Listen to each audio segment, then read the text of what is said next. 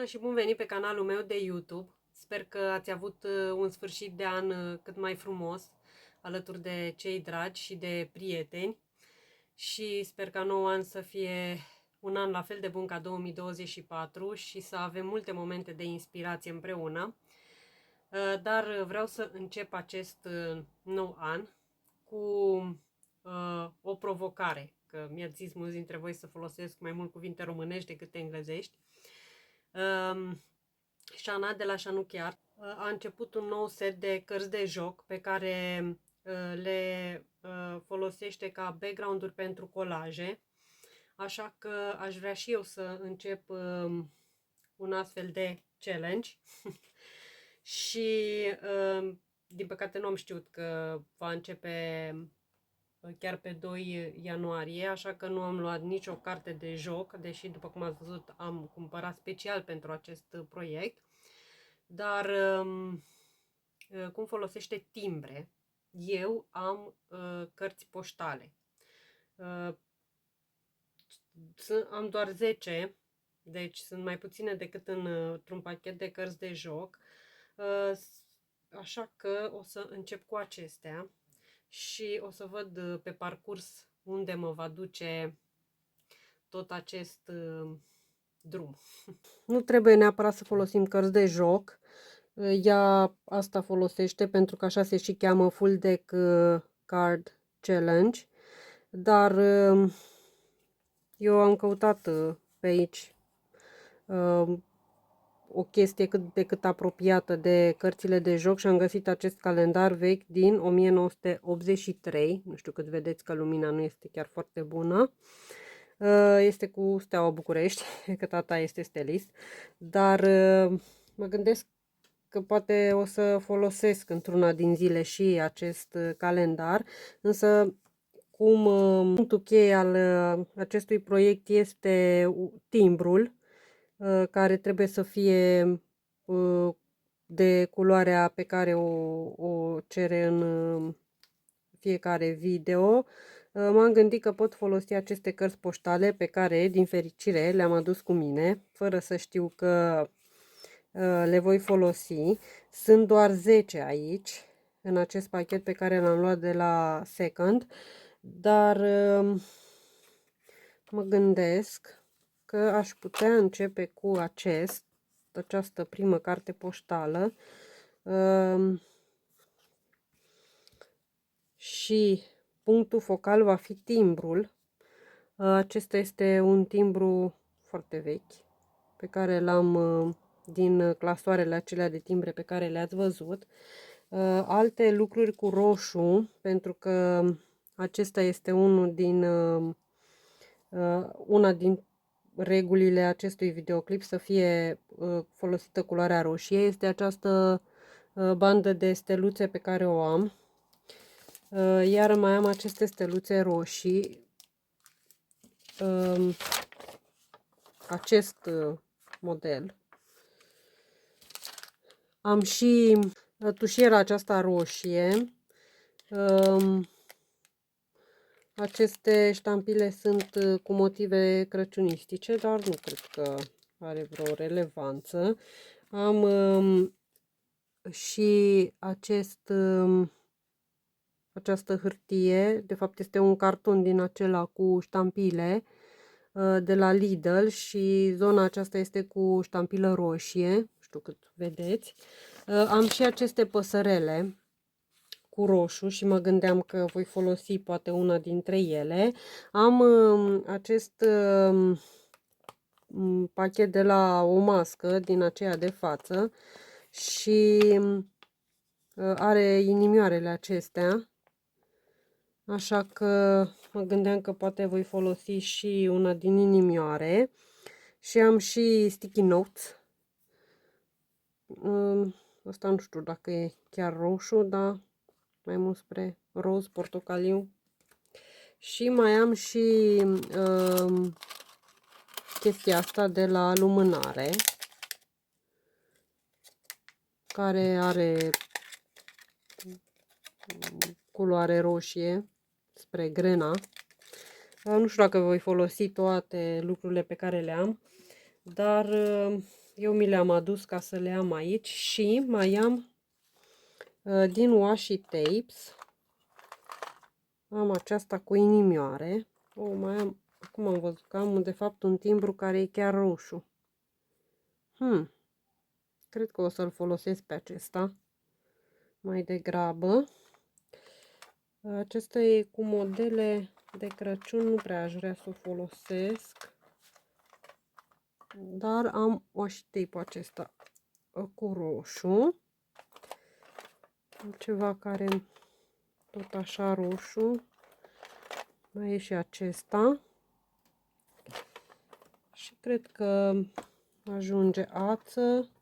Ața am numai mov. Din păcate nu am nicio ață roșie aici. Și am și pompoanele acestea care sunt multicolore. Așa că o să le păstrez pe toate să văd ce folosesc din ele. Mă gândesc că voi folosi partea aceasta cărții poștale pentru că aș vrea să se și vadă. Ea pe acea carte de joc lasă să se vadă că este o carte de joc. Așa că aici mă gândesc că aș putea să folosesc doar partea aceasta și să fac colaj doar pe partea aceasta și pe partea unde se pune timbru să las liber. Așa că, da, voi face, deci dimensiunea va fi aproximativ cât a unei cărți de joc. Așa că voi folosi acest lipiș de la Faber-Castell și acest craft glue. Sincer, acest craft glue lipește foarte bine materialele, așa că ați văzut, am folosit și pe jurnalul acela, deci sunt foarte încântată de el. Ceea ce voi mai folosi, am și aceste cuvinte tăiate din reviste și după cum vedeți sunt și ceva cuvinte roșii, așa că dacă o să vreau să folosesc ceva cuvinte, o să caut printre cele pe care le am. Ca să recapitulez, pentru promptul de astăzi trebuie să avem un timbru care să fie în culoarea pe care o folosim astăzi. Culoarea este roșu, deci tot ce folosim va fi roșu sau să conțină elemente roșii și să fie de dimensiunea aceea unei cărți de joc. Dacă avem cărți de joc, cu atât mai bine.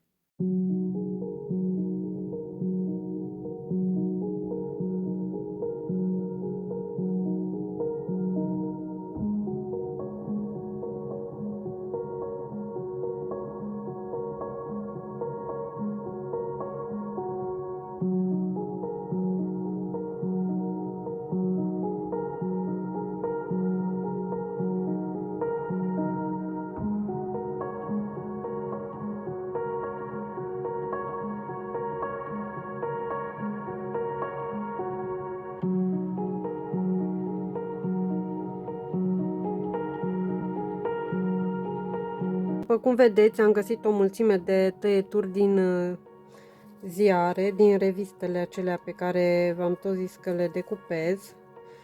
Am aceste bile și culoarea trebuie să se regăsească pe această carte de joc și culoarea din promptul viitor, care va fi portocaliu. Așa că am găsit și câteva imagini care conțin această culoare. Mă gândesc că aș vrea să las codul acesta de bare și cred că nu are nicio importanță că mergem peste. După cum vedeți, am găsit câteva chestii pe roșu, dar sincer nu știu dacă le voi putea pune. Ea folosește acolo și un număr.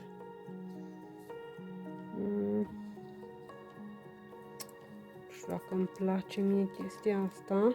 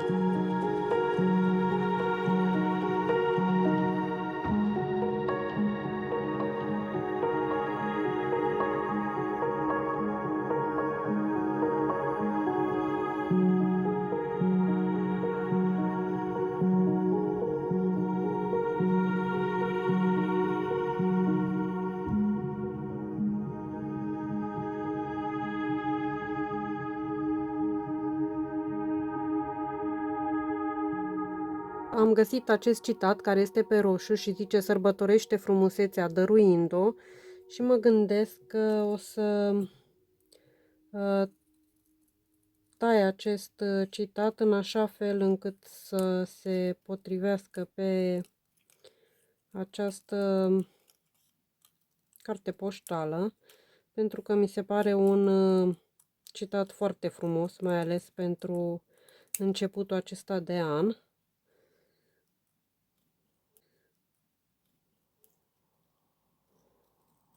Așa că dacă găsiți chestii interesante în reviste sau prin ziare, decupați-le, pentru că nu se știe când le veți folosi. Îmi place cum am decupat exact aici.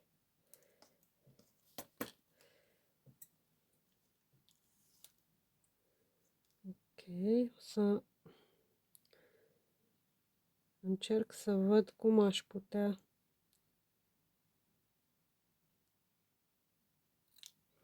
tăia acest citat în așa fel încât să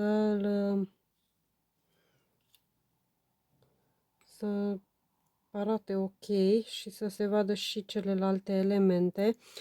Timbrul acesta ea îl pune pe această carte, dar pentru că eu folosesc o carte poștală, cu asta m-a dus gândul că voi folosi timbru ca și timbru pentru cartea poștală, și eu zic că ajunge cam ce am pus, pentru că nu vreau să încarc foarte mult. După cum ați văzut, n-am folosit toate lucrurile pe care le-am avut. Nici nu trebuie să folosim tot.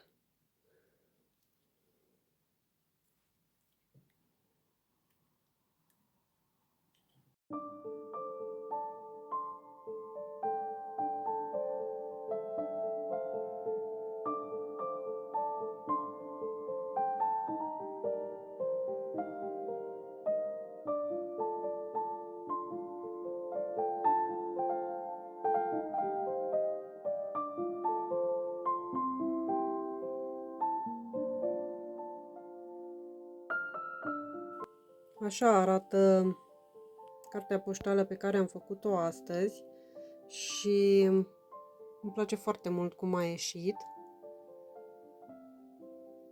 Nu știu dacă o să am aceste cărți poștale pe site. Dacă vreți să le aveți, puteți să-mi lăsați în comentariu. Pe spate am lăsat liber, pentru că dacă vreau să trimit această carte poștală la cineva, o să scriu pe spate. Dar îmi place foarte mult cum a ieșit și mă bucur că am avut ideea asta să folosesc aceste cărți poștale. Și poate în viitor o să fac și câteva cărți de joc. Așa arată cartea mea poștală. Sunt foarte fericită că am început să fac acest proiect împreună cu Shana. După cum știți, eu am mai făcut, după prompturile ei, acele 6 lucrări din august și am rămas datoare cu celelalte 6. Poate le voi face, pentru că mi-am luat caietul acela de mix media și mă gândesc să fac în el câteva lucrări, dar acum, cel puțin săptămâna care vine, o să fac acele colaje de iarnă, nu neapărat de Crăciun, dar mai mult de iarnă, și apoi o să văd ce o să mai fac. Mâine însă vreau să termin lucrarea aceea pentru Lin, ca luni să pot trimite în sfârșit cadourile mele la fete. Și da, sper că v-a plăcut acest video, că v-a inspirat și sper ca acest nou an să ne aducă tuturor sănătate, inspirație foarte multă și momente frumoase împreună. Noi ne vedem data viitoare!